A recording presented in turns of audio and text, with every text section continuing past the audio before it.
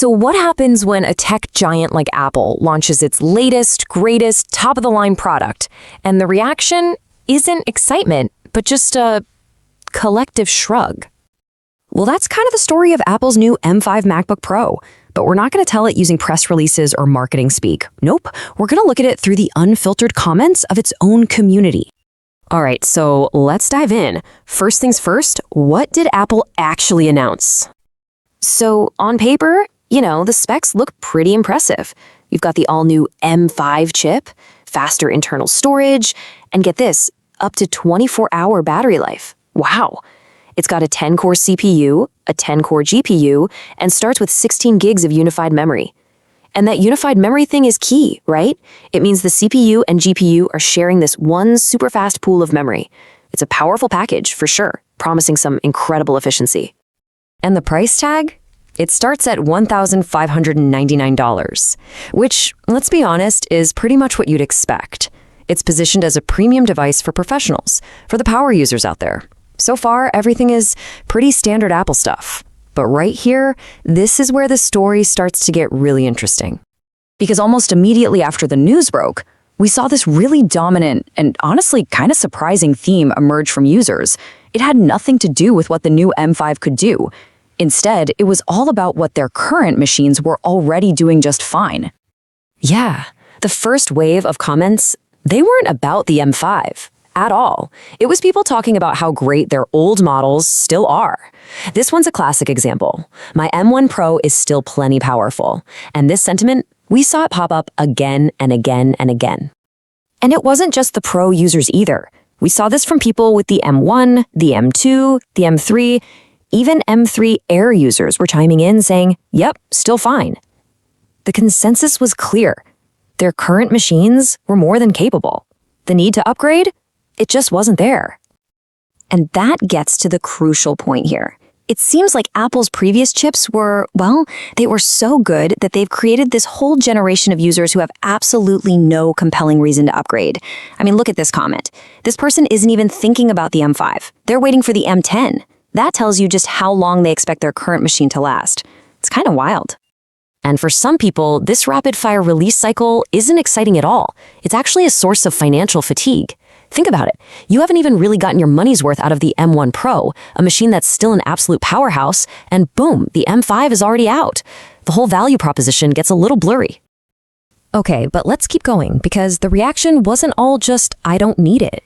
It was actually a lot more nuanced than that. People were really weighing the good, the bad, and of course the price. And you know what? There's still some genuine praise for Apple's engineering. One user pointed out this massive power efficiency gap. An M-chip Mac, under full load, it's sipping just a few dozen watts. A comparable Windows PC doing the same work, it could be pulling 100, even over 200 watts.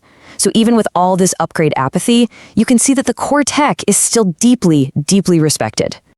But alongside that praise came the familiar criticisms. Of course, the notch. Some people still really don't like it. And then there's just plain confusion about the release schedule. Wait, didn't the M4 just come out? You can feel the whiplash. And of course, there's the price. This is a huge factor, and this comment illustrates it perfectly. A user in Vietnam pointed out a local price hike of 2 million dong. Now, that's about $80 more than last year's model. It's a great reminder that global pricing can add yet another barrier to that upgrade decision.